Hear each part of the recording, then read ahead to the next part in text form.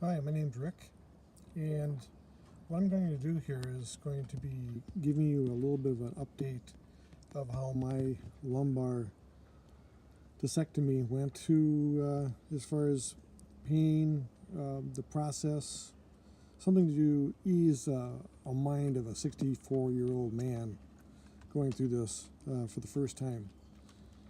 My procedure was called a decompression hemilaminectomy discectomy levels L2 to L4. Now, that means not very much to me, but I know that it was basically going in, taking the herniated disc off the bulge and to trim it up underneath so there wouldn't be any pressure on the nerves anymore. What I'm going to attempt to do here is just to go through what my feelings were at the time when I went through it and what my outcome was. It right now is my fourth day out of surgery, and basically when I went into the doctor, into the hospital, it was Good Friday, and I had been very anxious about it, not knowing what to find when I got to the other side after I got done.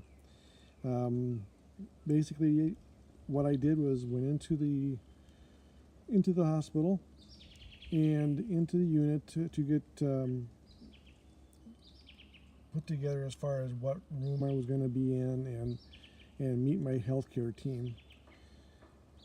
I went in and got it all finished, and I was sitting in the room with my gown on and nothing other than that, but it was just a parade of different people coming in, my nurses and the doctors, the anesthesiologists.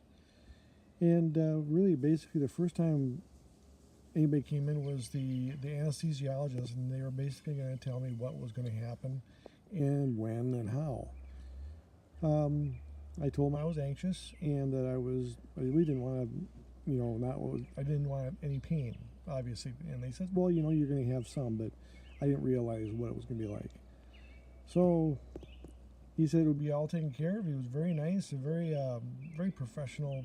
Everybody that was involved with this was very professional, and they really you could trust them really well. Then my doctor came in, and super doctor, Dr. Iman Shafa here in Minneapolis, and he basically told me what he was going to do, and he marked my back with a marker so he can make sure that he was going to go on the right side, but he knew it anyway. So he marked it and said, well, next thing I'll do is I'll see you in the operating room.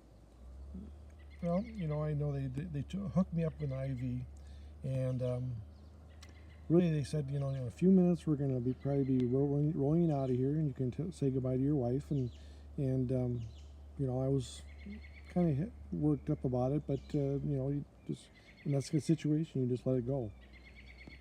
Well, it was really kind of strange because before I knew it, after even saying anything, I don't even remember being wheeled out of the room. I was in the recovery room, and I was kind of like wondering what's going on here.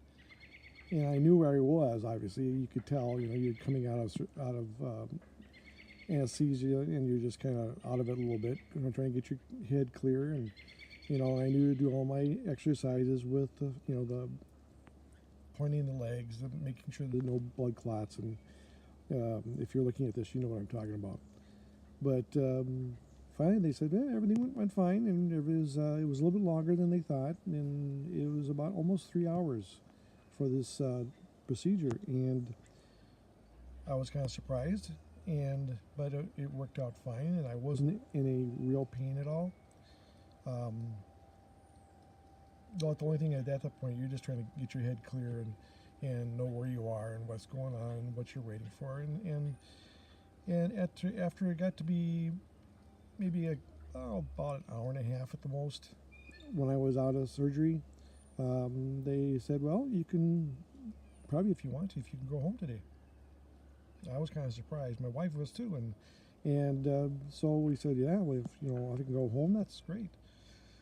So when I did it, I went into this other room with my nurse and my wife, and they just, signing all the paperwork and making sure I didn't have this and didn't have that, and feeling okay and this and that.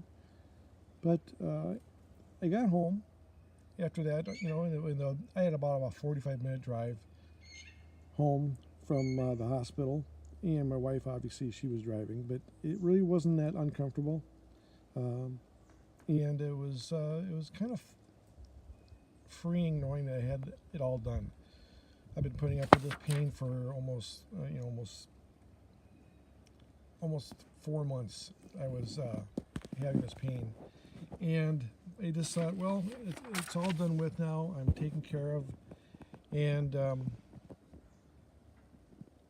so I was kind of relieved in a lot of ways. And being every day I got home, it was a nice feeling to know that it was done, that what was wrong inside was taken care of. And like they said before, a lot of people say that you're amazed at the pain that you had before, which I had a tremendous amount of pain on my left side, affecting the L3 nerve root, going from my back through my left buttock and to my hip and down my thigh to my knee. It was just incredible pain. And all of a sudden it was gone. There was nothing left of it. And I thought, hey, this is not too bad. Then I started to feel there was another pain, and it was more in the middle of my back. And obviously they said there's a surgical pain and there's a nerve pain. Surgical pain is basically something like if you get a cut and it's put back together, like either you have stitches or whatever, and it's kind of sore, but it's not something that it's not constant. It's you move and you'll feel it. With the nerve pain, it was always there. It was never going away. So I got it done, and on the fourth, each day gets a little bit better. But the biggest problem I had was the fact that it's hard to move around in the bed, to be able to turn on one side to the other side, and sometimes I felt I was really kind of in the middle of the night trying to move, and I couldn't do it. So it just takes a little patience. You figure out what you can do, what you can't do, and other than that, I've had a couple of situations. Once I'm taking Percocet, one Percocet every 4 hours, and it seems to be really controlling it really, really well. And things to help me sleep at night, and I would just I would fall asleep, and I have had really good sleep. I haven't had any really bad nights at all. And getting the sleep, I think it really had a lot to do with how I feel now. 4 days out, I feel pretty good. My back is, it can become stiff or sore a little bit. All depends what I'm doing. But I think that's the biggest thing you gotta try and figure out is what you can and what you can't do. Because I'm sure right down the road, I'm only 4 days out. And when I get to be about 4 weeks out, I'm going to feel really pretty good. You have to be really careful and not do anything that's going to be really, really hurting something.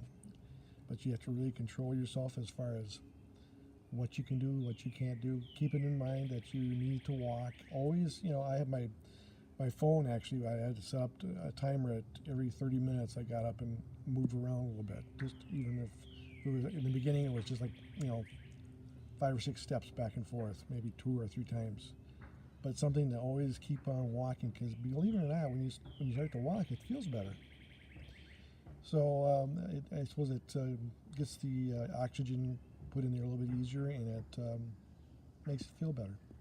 But I plan on keeping these updates coming, for you old guys to see what it feels like to have this and what you can look forward to, because it really isn't the worst thing in the world. I've had other surgeries that were much, much worse, and this is hopefully going to give me a longer time of life of being really comfortable and not having to worry about my back. But that all depends on how I treat it right now. So I'm going to let you go now, and I will give an update maybe in a week or so. And if you're doing it, I would suggest go ahead, don't worry about it, and don't look at all the horror stories you see on YouTube, because you see a lot of those and people just get freaked out, and I was getting freaked out. You don't need to. Just relax. You can do it, and the doctors know what they're doing, and the drugs are great. So take it easy. This is Rick, and I'm signing out, and I'll see you in about a week. Bye-bye.